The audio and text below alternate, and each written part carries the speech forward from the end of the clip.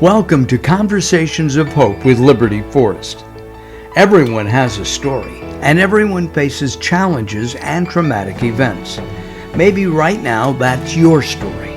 Maybe you're just trying to get through one day at a time, or even 1 minute at a time. In this uplifting series, Liberty's guests share some of the most difficult obstacles they've overcome, offering hope and encouragement to those who are in the midst of slaying their own dragons.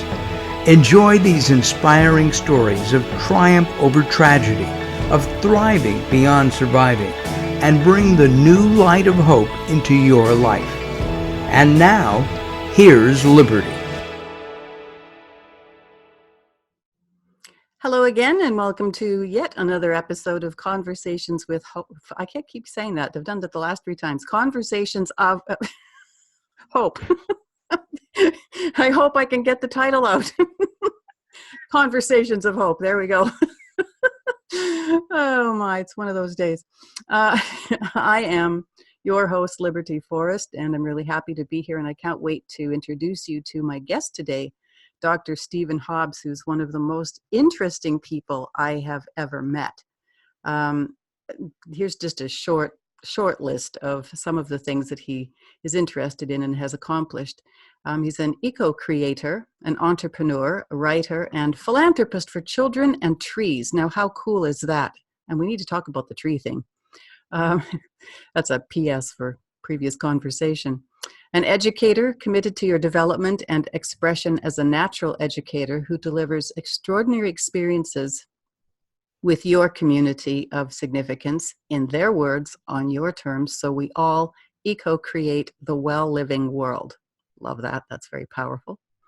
And he interacts with Wellthers, and he spells that W-E-L-L, Wellthers, other inspired practitioners, eco-creators who share their knowledge and skills through interviews, programs, and experiences with the WELLth Movement. And again, that's W-E-L-L-T-H. I love it. He has published 15 books, 4 academic level book chapters, magazine articles, and blog posts. He has developed and delivered over 500 workshops and online courses. Do you ever sleep?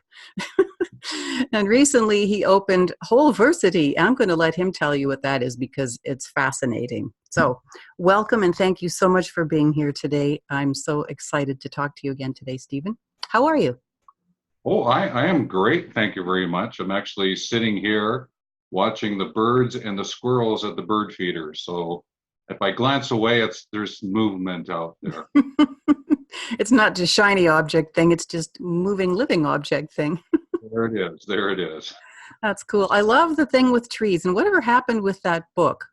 I sent you a chapter about it. You were doing the book on trees, and I don't know whatever happened with that. Great question, and it would have to go to the content management software that I was using, and it lost all of my research for that book. Oh, no.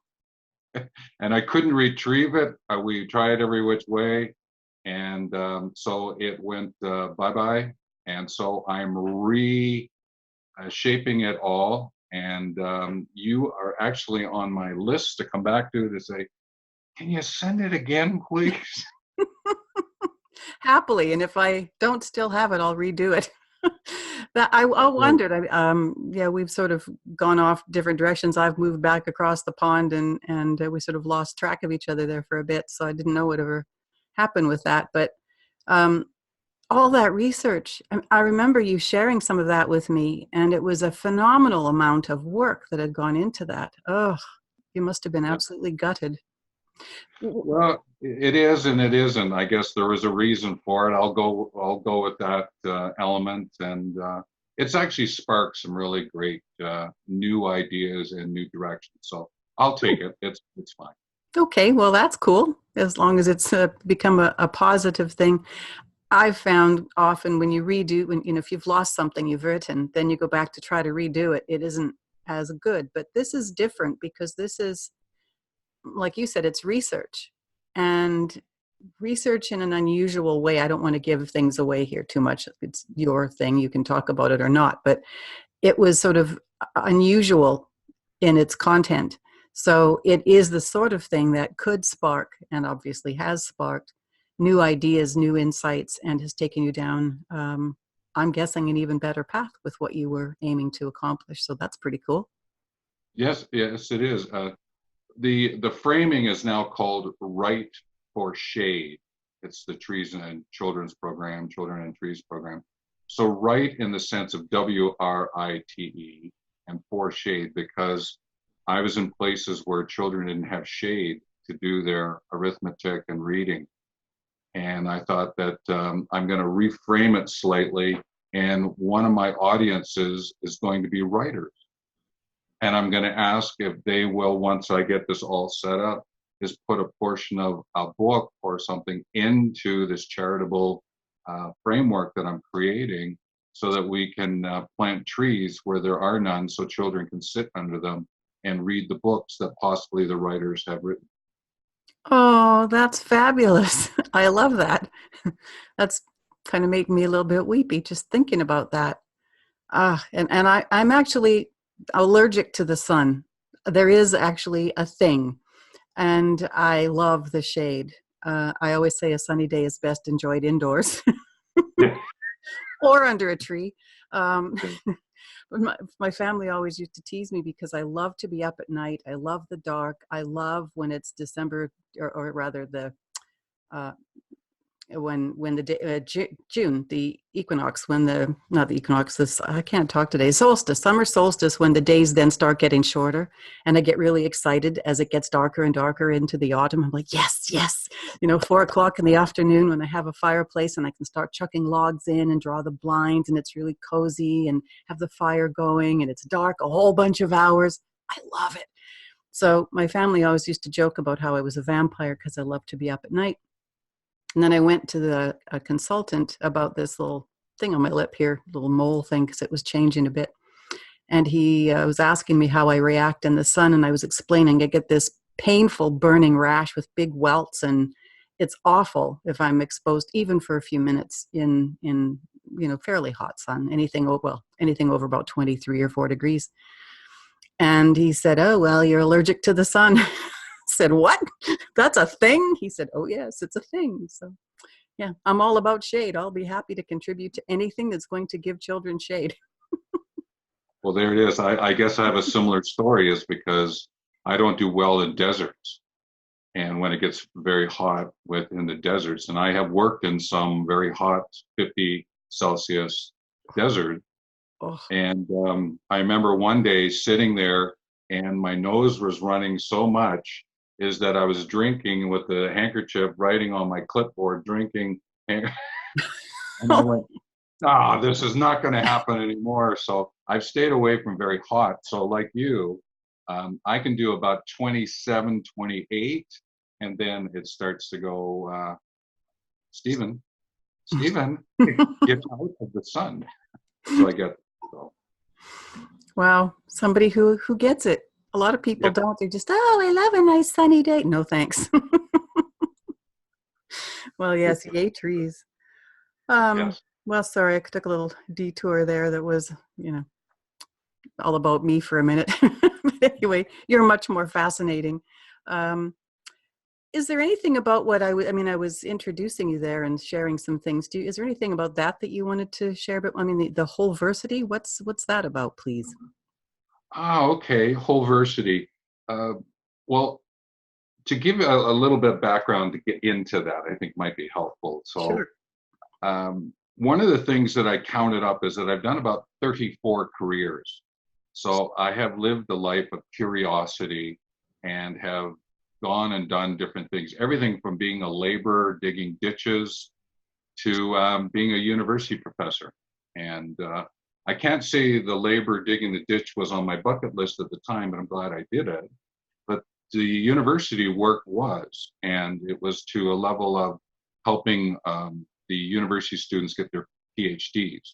So I helped a number of people get their doctorates, and then I said goodbye to that because that was great. It was a great experience. I did it for about 7 years or so, and then I said, University.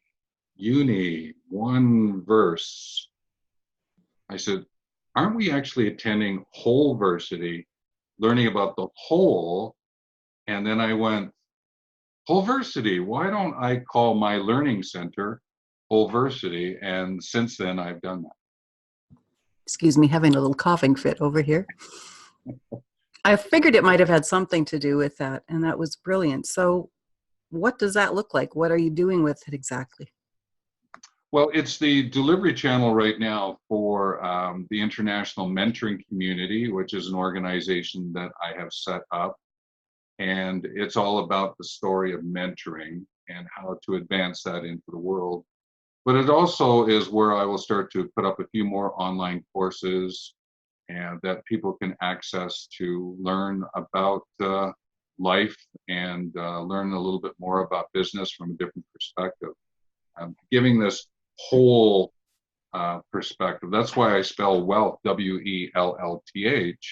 It's about well-being to the nth degree and well-living to the nth degree. So well-being for the individual person and well-living for the group, the organization, and the exchange that takes place, how to make that a wealthy experience, and thus the well-living world.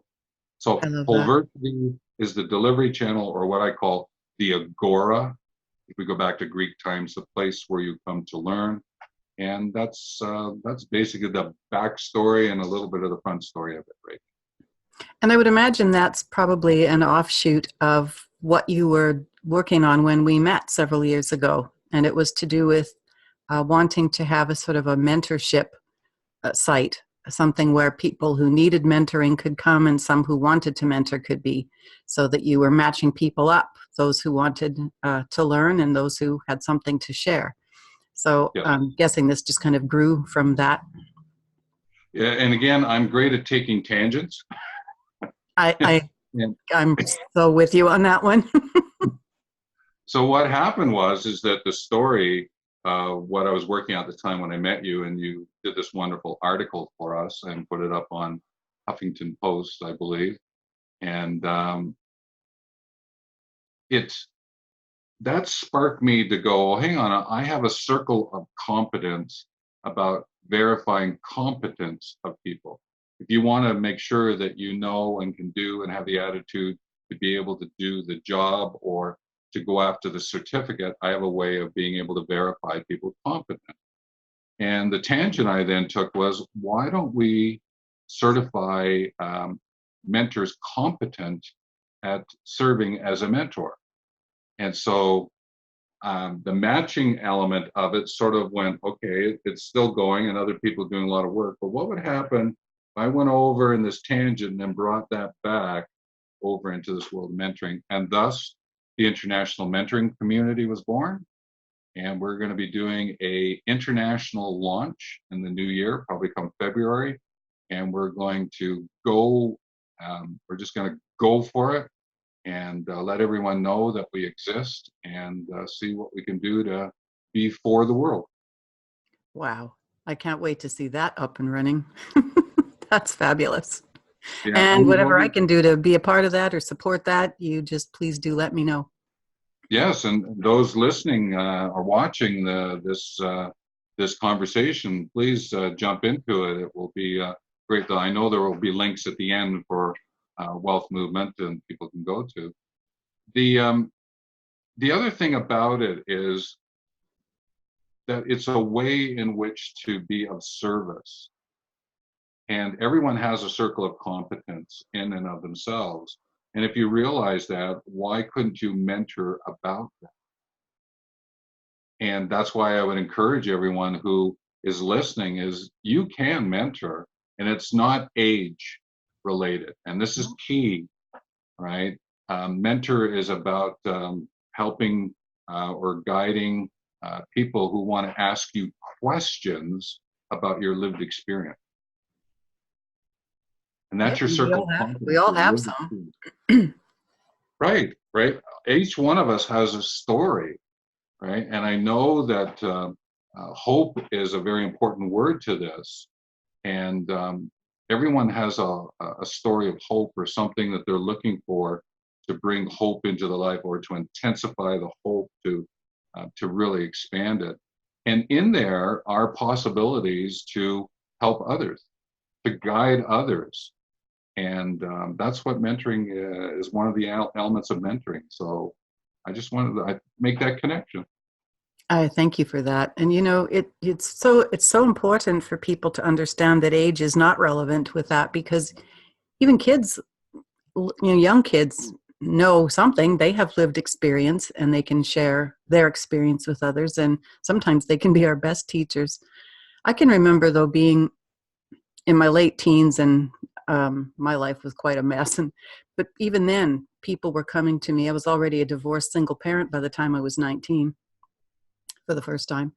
Not 19 for the first time, divorced single parent. Anyway, my mouth really doesn't want to work very well today. But I even then had people coming to me for a kind word, some encouragement, some guidance, some kind of support. And I now refer to that as the severely visually impaired leading the blind, because I was maybe just this much ahead of them, or not ahead, but had that little bit of experience or something that I could pass on that they needed to hear. And that's all it can take sometimes. Anybody has something, everybody has something to share. So I think it's wonderful that you've been working on that for such a long time. And now I can't wait to see what you do with your Wholeversity. Yeah, I'm looking forward to it. And if I may, an adult has not learned everything until a child has shared something with them. That's so true. That's so true. We forget what it was like being a kid, and we don't remember necessarily what the world looked like. Or, the wisdom of children is incredible, the way they see things. And we get sort of jaded over time, or we just forget that innocence and that purity of the way they see the world. Well, there was a really great event that I went to when I was living and working in Australia. And what they did was they double-sized the ticket booth, so that when you walk in, it felt like you're being a child reaching up to get your ticket off of the ticket booth, and everything was sort of double-sized, right, as a way to remind adults about what it is to be a child, right? Now, I had a little bit of an unfair advantage because I'm 6'7", so I could actually get my head pretty close to what it was and see it. But it reminded me, right, of our way of looking at the world, our perspective of the world. And to be able to challenge that, I think, has probably been one of the underlying stories of all this career move, right? Has always been this, what's going on? Well, I need to challenge my perspective. I need to take a look at what's happening. I think it's kind of been the same for me. I can relate to that, although probably for different reasons, but lots of career shifts and different things have come and gone. And I often think that anybody looking at me from the outside and seeing all the different things that I've done over the last several years, they just think I'm a flake, oh, what's she doing this week? But I'm curious. And there's a lot, sorry, I'm having a menopausal moment here. So I'm bursting into flames. I think there's so much to learn and so much to do, and we're complicated beings. Some of us are more, not complicated, but maybe complex. We're all multifaceted. Some of us maybe pay more attention to that than others, but I don't think there's anything wrong with exploring who you are and what your interests are, and that makes you want to explore more about the world. And like they say, the more I learn, the less I know. There's just so much out there. Why would I want to stop and say, well, no, this is what I do for a living, and I'm not going to allow myself to look at this other thing that's calling to me, or that I think is really cool, or I'd like to investigate? Why would you do that? So I'm okay if people want to call me a flake. I don't really care. I've done 6 of 7 continents. I only have Antarctica to go. Wow. I've been to about, I think it's 55 countries now. Yikes. And worked in just about all of them. Some were vacations, and being able to see the world, to be for the world, I think there is something to be said for that. And the great thing is nowadays, you can go jump on YouTube, you can grab one of the history show channels and see a lot of the world, right? And with AR, with augmented reality and virtual reality, knocking on our doors, there's lots of other ways that you can play with your curiosity. So I will use the phrase, there's lots of hope out there. There really is. And that's, as we were chatting about briefly before we started recording, we were talking about how hope can save lives, or when you lose hope, that can be when people decide they're done and then they try to end their lives. And I think all it takes sometimes is just that little bit of hope. And I don't know what story or stories you're going to share, but I'd love to hear whatever it is whenever you are ready. Oh, for sure. There are many stories. Everything from having a machine gun come through the window of my vehicle, a Kalashnikov touch the tip of my nose, to a 50 caliber machine gun, which is those big machine guns that rest on the back of Jeeps that you see in the movies.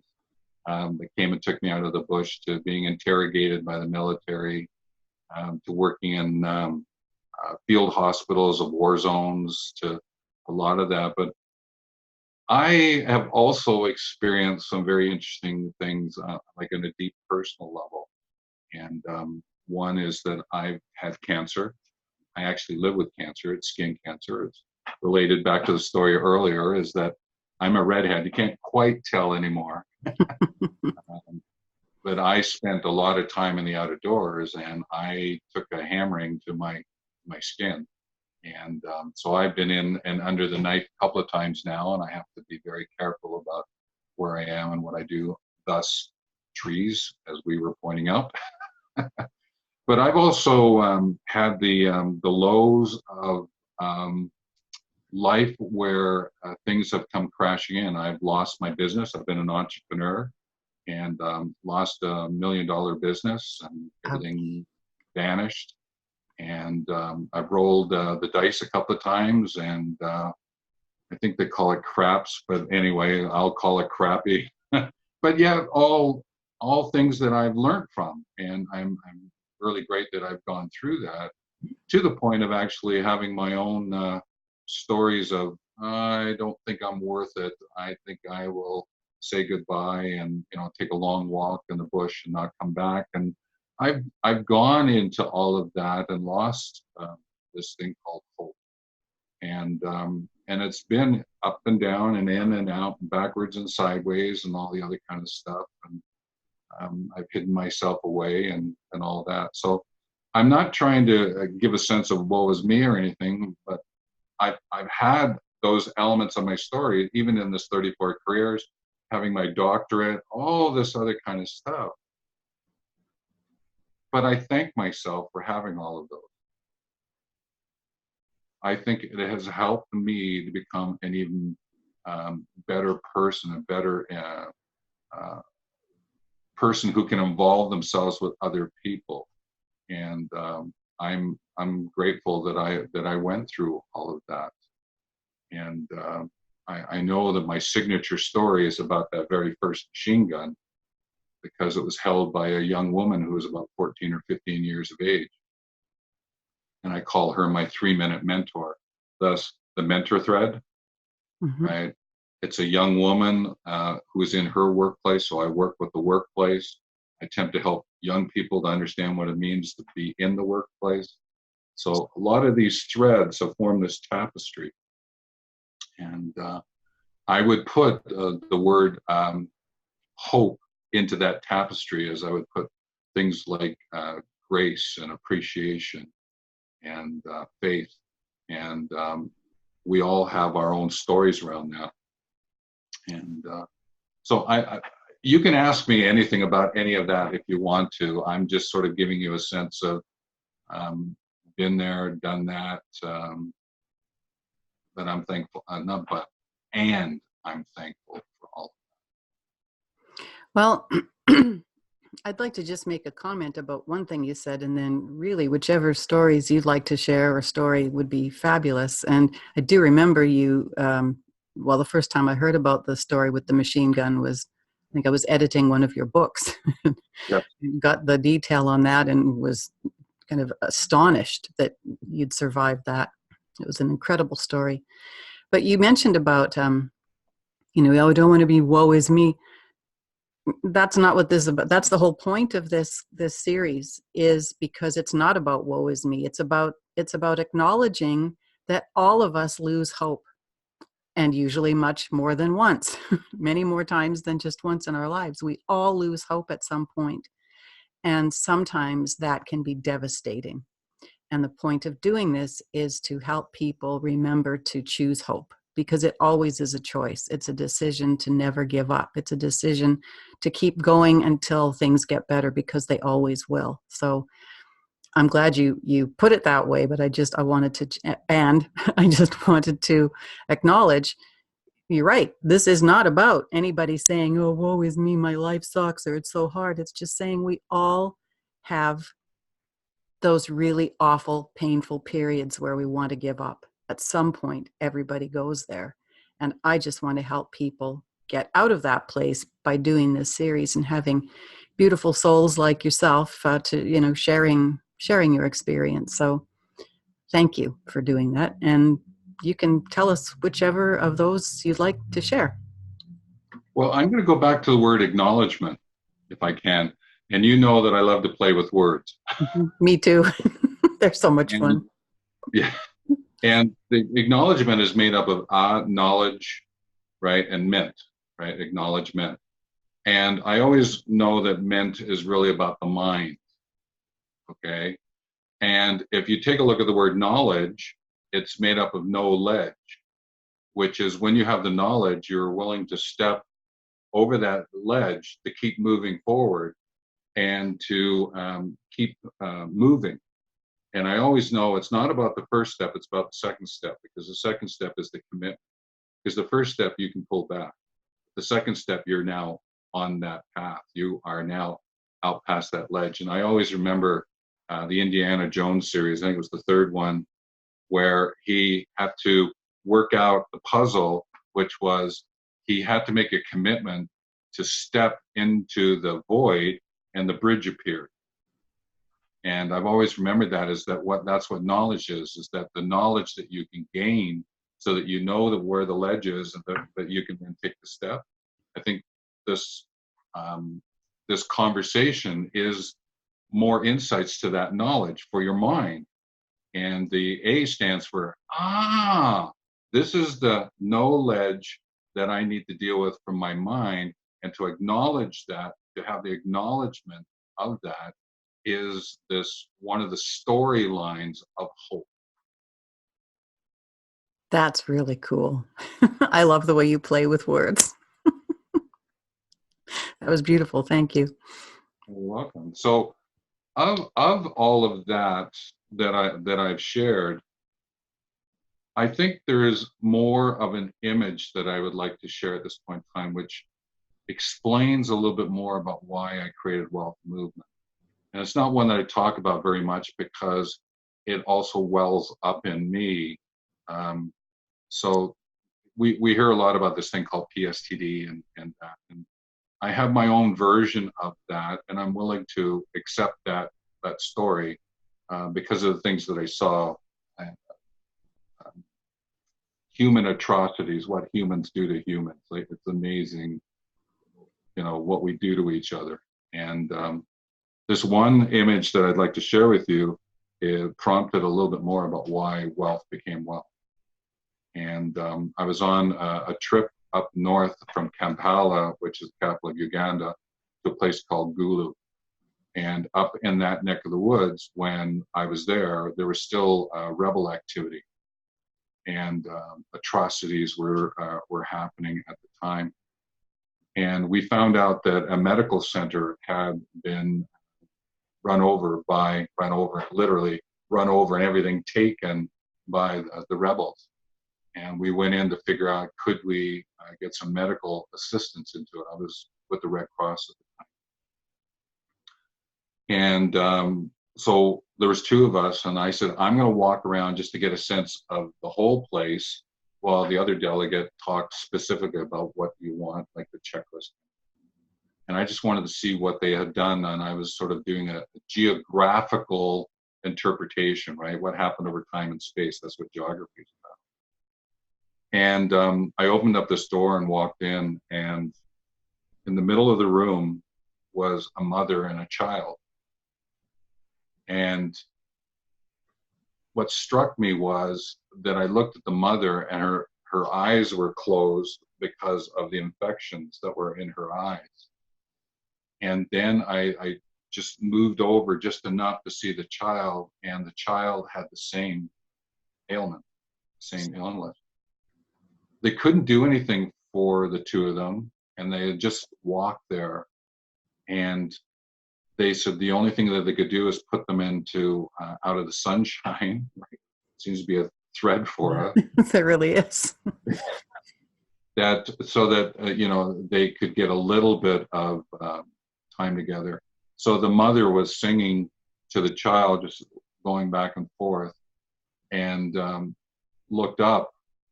That the next, well, someone's here. That's what I mean by looking up, not actually opening eyes. And I just wished her the best, and then I walked out. But I went, why does that child, why does that mother, why, what is going on in our world? And that struck me as one of the storylines. Again, I don't share it very often, because I'm feeling it now as it's welling up in me. I can feel that in you. It's, why do we do those kind of things? But what it also did is that I'm also great at reframing things. Now, it took me a couple of days to reframe it because of what I saw and everything. But I went, what is it that I could do? And thus I created what's now called the WELLth Movement. And it's my way of saying even something like, when you give up on your words, you pick up a weapon, right? So when we give up on our conversations, we'll pick up our weapon. And sometimes words can be a weapon, bullying, right? When you give up on that conversation. Now, I'm just gonna do a slight variation. If you take the word conversation and you flip the S and the V, it becomes conservation. So I've always thought that conversations, if are shared in such a way, you can have a conservation of relationship, is that you can conserve and be together and to share whatever it is that you want to share. So I've always then thought, how can I have conversations that allow for this conservation to take place and to grow that, thus the international mentoring community, the WELLth Movement. It's all of that story, and I can trace it back to that young mother and child who were sitting in that room on a chair with nothing else in it, having had rebels come through and take all the medicine that could have alleviated her hurt, but it would have to take another week or so before we could get things in there to help them. That inside myself, I know it happened a lot outside, but it also happened inside. What happened inside resulted in something else. So a conversation, the conservation, there's a thread there that I would offer up as a story. I love that. Conservation of hope.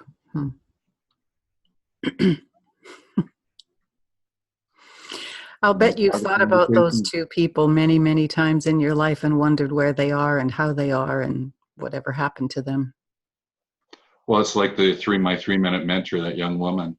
I don't know if people remember the picture of the young girl in Afghanistan who had the very vibrant eyes, almost like a purplish color, and it was on the cover of the National Geographic. Yeah. And they went back, I think it was about 12 years later, and found her and found out about her life and all the things that she had gone through, right, in that short time. I would have liked to have met that 3-minute mentor. And yes, I would have liked to have met that mother and child. Because again, I would like to sort of complete the circles, right, in a sense of story completion. However, I can only use my imagination and just be present with that. And thanking them for their gift that they gave to me those days.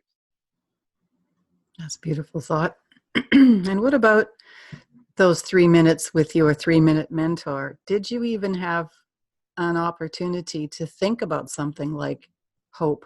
I hope I get out of this. Or were you just sort of, I could imagine if it were me, I would just be paralyzed by fear. I think I don't even know that I would have a moment to think about hope. I think you're just reacting. There's no chance to sort of get your brains about you and actually make a choice like that. You're just trying to get through it and still be breathing. But that's just my guessing about it. I don't know. What was that like for you?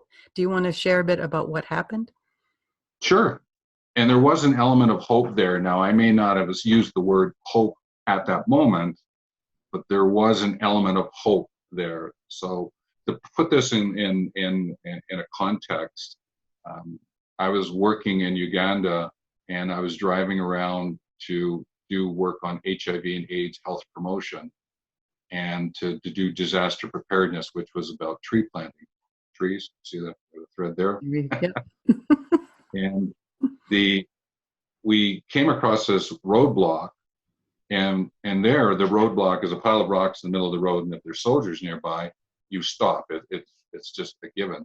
At night you don't. You just right straight through. Okay.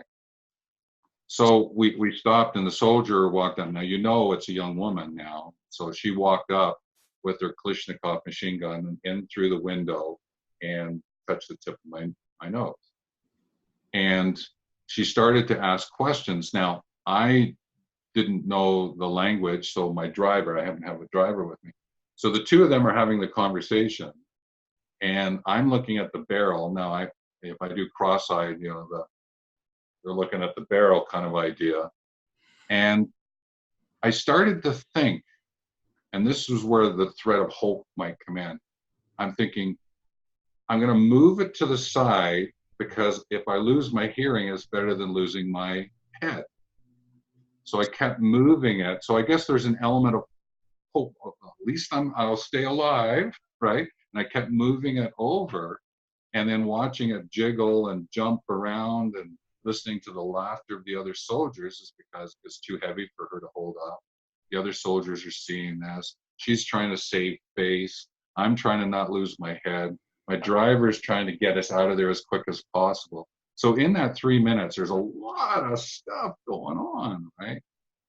And when we drove away after she said leave, that's when I said, I'll do whatever I can so no young person has to pick up a weapon again. And that's been my commitment, underlying commitment. So to your point, I think hope was there. I may not have used that word at that point in time. But afterwards, I hope that I can do something for that commitment that I made, did get spoken out into my heart. That's actually an interesting way to look at, the moving of the barrel and thinking of that as hope. But yeah, I guess it would be. You just wouldn't think of it in that moment. You're just thinking about surviving. That was actually quite brave. I don't think I would have been brave enough to do that. I don't think I could have moved. Well, that was I think if I was to phrase it, I hope I lose my hearing and not my head.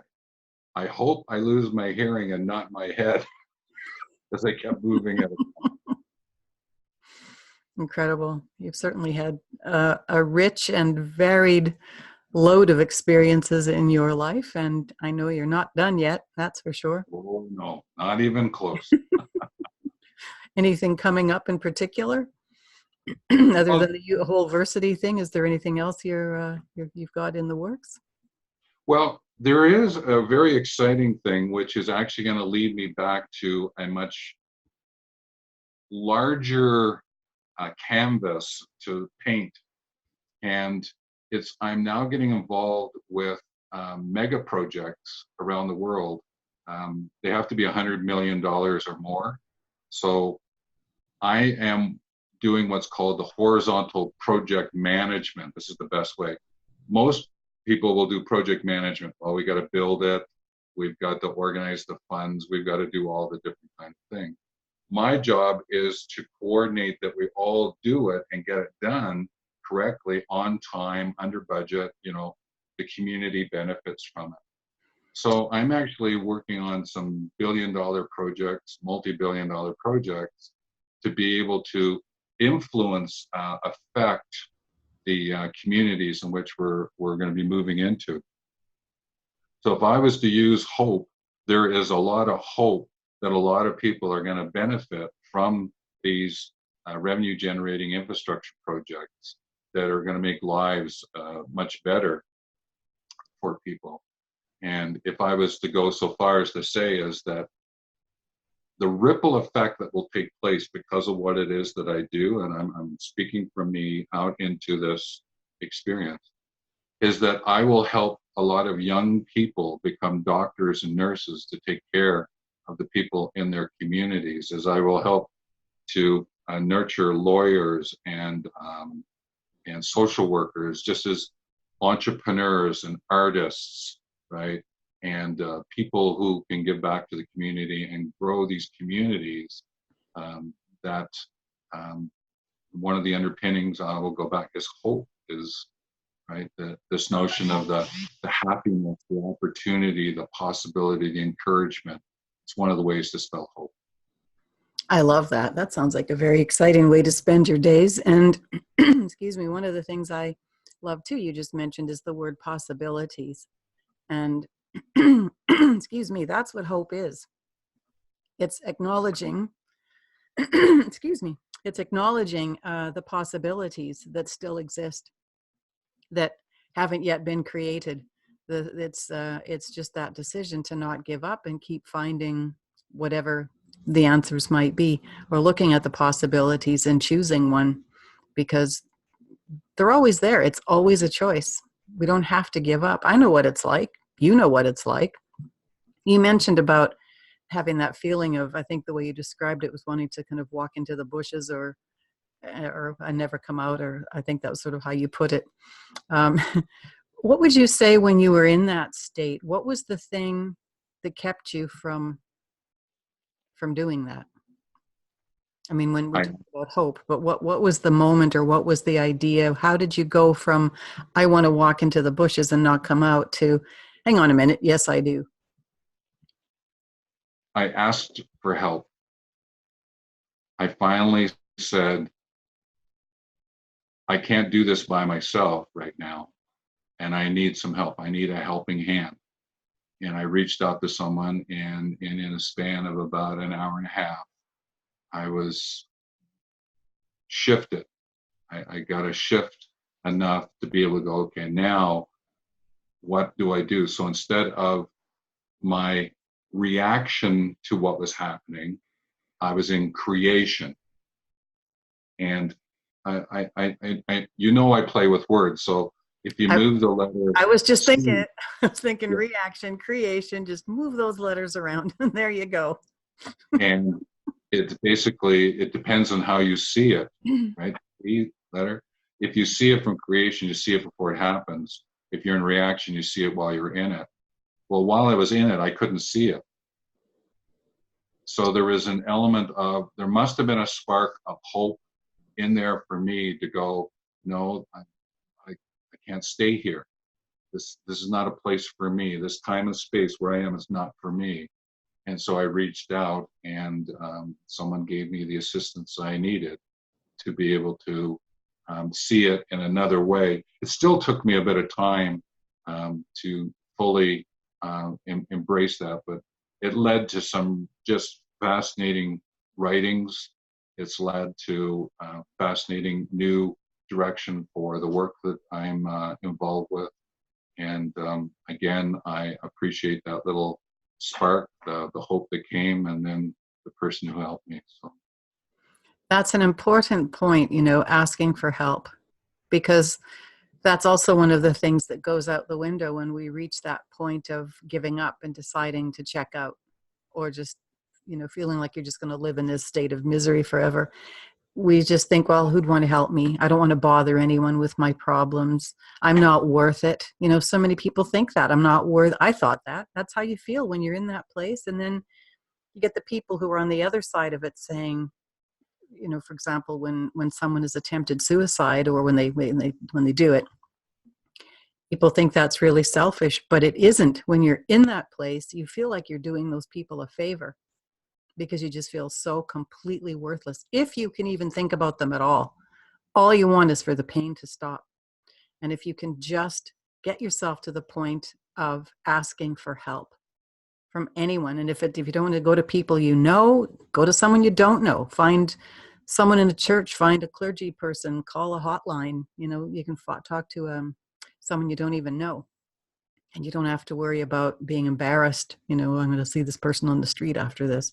But ask someone for help. That is so important. And like you said, an hour and a half later, at least there was that spark, that little something that showed you, well, wait a minute, I just need to look at this differently. It's perspective. That's everything. And I don't have it with me at the moment, but I usually have a little kaleidoscope sitting on my desk. And I figured out that I can hold it up to the camera and show you how it works. But we know that when you look inside it, you see a certain picture with all the little colored bits that are in there. And if you move it just a little bit, it's all the same pieces, but you get a completely different picture. And our problems are like that. Whatever circumstances are driving us nuts and thinking, you know, everything's awful and it's not worth living and whatever is going on, you feel challenged and you're struggling.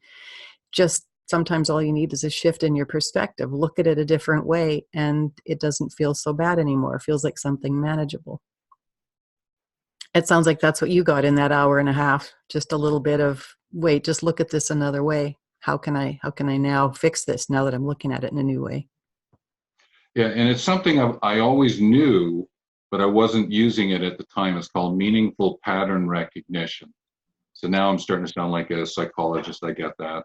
But it's I love also, it. I love it. Go for it. It's a very important understanding about learning and educating. And one of the things I would share is that when you listen, you learn. Where you share, you educate. And therefore, you are a listener and a learner, just as you are a sharer as an educator. We're all of it. Okay? And I just came to understand this meaningful pattern recognition because I went, hang on a minute. That pattern, this is how I've been thinking last couple of days. And I recognized that where it was coming out of me, and I gave it some meaning, so that what I could do is see another pattern so that I could give it new meaning and see how it recognized inside of me. It was like these three things were chasing themselves like in front of me, and this unfolding was taking place, and I went, right, okay, oh wow, I hadn't seen it. And then it brought the that notion of the happiness, the opportunities, the possibilities, right? The encouragement started to flow again for me. And so I would always encourage people in meaningful pattern recognition. You might look for some meaning and then you'll see some pattern and recognize it. You might see some pattern and recognize it in the meaning it gives you, right? You might recognize something and find the pattern and give the meaning. Those three things are sort of like a triangle. They chase each other, right? And if I was to go so far as I would share the following: meaningful is at the top, and that's the why. The pattern is of your left hand, that's your how. And the who is on your right hand, which is your recognition. So meaningful pattern recognition is really about the why, how, who. So why is this important to me? How can I get this? Who am I to, and who am I to be able to do why, and how? And you can just use the what Kipling, stands for R, but Kipling many years ago talked about the six horsemen, and three of them are the why, how, who, right? And then there's when, where, and what. And so these questions, right, is what sparked me again, is the notion now I'm into creation, not reaction. If that helps anyone, go for it. Just meaningful pattern recognition, and just keep letting those churn away and unfold in front of you. It's wonderful. That is very fascinating. And I was just thinking about people who talk about pattern interrupt. You know, you want to pattern interrupt, because you've recognized this pattern that's unhealthy, it's toxic, it's destructive or whatever, and you want to just stop it.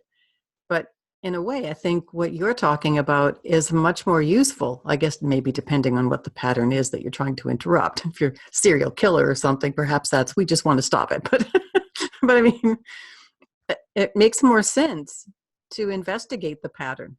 What's with the pattern? Where is that coming from? Where's it going? And what are you going to do with it? And how can you learn from it? How can you grow from it and make it become something meaningful? That's really quite cool. Meaningful pattern recognition, right? It can actually form the heart, right? If you play with it. And I always say, well, it now builds the house in which you can live under. So there's your heart-built house, right? So again, it's just, we each have our own ways of doing things, and we can share those with people and then leave it to them to pick it up. And actually, if I may, I'm not using people very much anymore. I'm using persons. And part of that is because the research I'm doing around phenomena. How does a person experience a phenomena? So how do you experience being parenting? How do you experience educating? How do you experience these things? Because I'm finding it's a fascinating way to unlock a lot of what's going on in our head, heart, and hands. There's just no end to the interesting things that you think about and investigate. Like I said at the beginning of this chat, you are one of the most interesting people I have ever met. Thank you. And I mean, it's just such a little word compared to what it really means in my head about what I know of you. And I'm looking forward to seeing more. Is there anything you would like to offer by way of final thoughts for anyone watching? Well, two things, if I may. Sure, All as right. many as you like. Go ahead. That was like 5 things. 2 things. The first one is to accept to live on moving ground. Because if you actually think about that from a quantum physics point of view, and all the atoms and everything is moving. Okay. And therefore, the ground and us are moving. And therefore, when we are on the ground is moving. Think of what's called plate tectonics. The land is moving, but we're also on a Earth that's spinning, and that Earth is then spinning around the sun, and that's out into the metaphysics and out into the world of our galaxy is spinning around galaxy. We're moving, folks. So why is it that we want to try and plant our feet, ground ourselves? We misunderstand the word grounding. It's grounding ourselves in movement. Different way of looking. Okay. I love that. I love that. That's so cool. Yeah. And the second thing is that I would just encourage the movement. Just go for the walk. Just move. Even if it is to dance in your front living room because you don't necessarily want to go out in the sun. And I'm sure you have done that, haven't you, Liberty? Oh, yes. I love to dance, and I do it in my house a lot. That's what I would share at this point in time. So, and I just enjoy doing it. Thank you. That was beautiful. And I love what you said about grounding in movement. That is amazing, because you're right. We think about grounding as being kind of a static thing. I just never really thought about that other part of it, because it doesn't mean that to me. It doesn't mean about being static. It does mean not letting myself get too much out there and not, I just need to kind of regroup. I hate that word regroup, but that feeling of pulling myself together and just settling again. And when I do that, I think very much about, here we go with the trees again, that meditation we hear about with the roots, imagining I've got roots growing out of my feet and down thousands of miles to the center of the earth. And I can feel that stability and that rootedness, and that I'm part of this earth and everything that's on it, which is then connected to everything outside it and out there.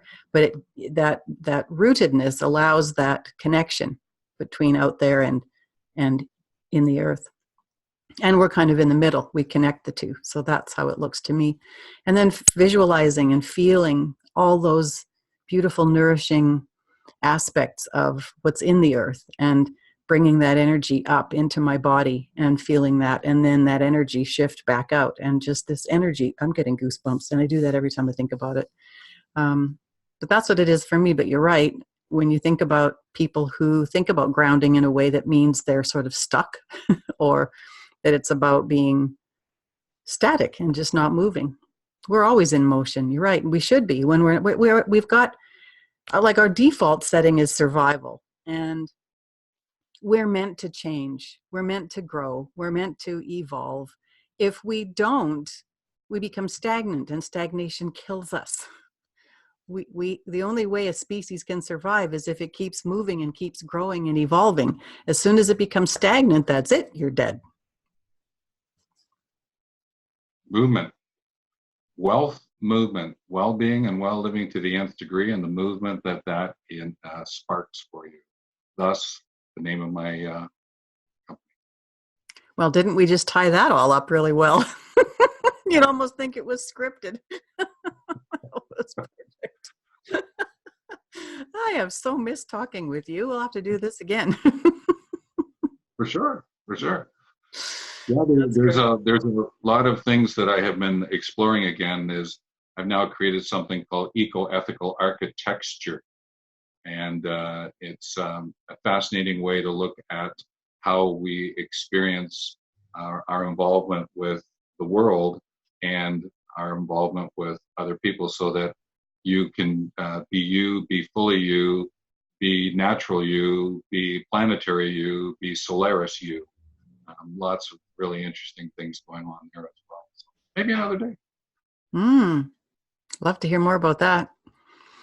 Well, I thank you so much for being here and sharing your wisdom and insights and incredible brain and heart and your beautiful soul. And I'm just so grateful. And I can't wait to chat with you again.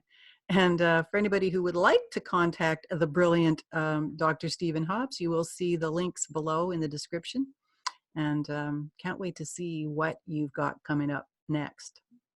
Oh, for sure. And just to let people know, there will be one link that goes into the Life bookstore, and there is a free book there. You don't have to sign up for it or anything. It's a short little book about legacy, life and leadership and legacy. And it's a gift for whoever would like. It's in the bookstore. You just go download it and go for it. I'll be clicking on that link. Sure. Well, thank you very much. And I can't wait to chat with you again soon. That's great. And if I may, thank you, Liberty, for what it is that you're offering and being for the world, not being in the world, but being for the world. So thank you. Oh, thanks. And, I really appreciate you saying that. And I'm just about to embark on a super fun project of my own that is a little wacky and a little weird in some parts of it. But I have created this bizarre character, the witchy one, but you can call me Witchy for short. But she has a crazy blue wig and a spider hat and some other weirdness. But she tells silly jokes. They're all over Facebook on her Facebook page, The Witchy One Rocks. And they're simple jokes, but they make people laugh. And I'm going to put them in a book. And I'm going to go to my mission, Witchy's mission, is to visit 1 million, to make 1 million sick kids laugh as a start. So I want to go to hospices and hospitals and tell kids jokes, dressed as witchy, show up and make sick kids smile. That's my mission next. Bravo, and enjoy that movement. I will. See you again. Thank you. Take care. Thank you for listening to Conversations of Hope with Liberty Forrest. Make sure you subscribe to the channel so you don't miss the newest editions. If you'd like to contact Liberty, you can write her at freespirit@libertyforest.com. And remember, when you choose hope, you can get through anything.